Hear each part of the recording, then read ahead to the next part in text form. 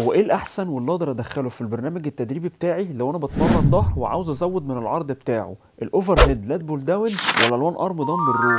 ده اللي انا جاي اقوله لك في الفيديو النهارده. وقبل ما اقول لك ما تنساش تصلي على النبي الاول. لو جينا لللات بول داون هنلاقي ان اهم حركه بنعتمد عليها وهي الشولدر ادكشن، والاهم ان انا اكون في الفرونتال بلان. بالعربي كده يعني اهم حاجه ايديا تكون شغاله في المدى اللي اقدر اتحرك بيه من الجنب، ما اكونش مقدم لقدام ولا لورا.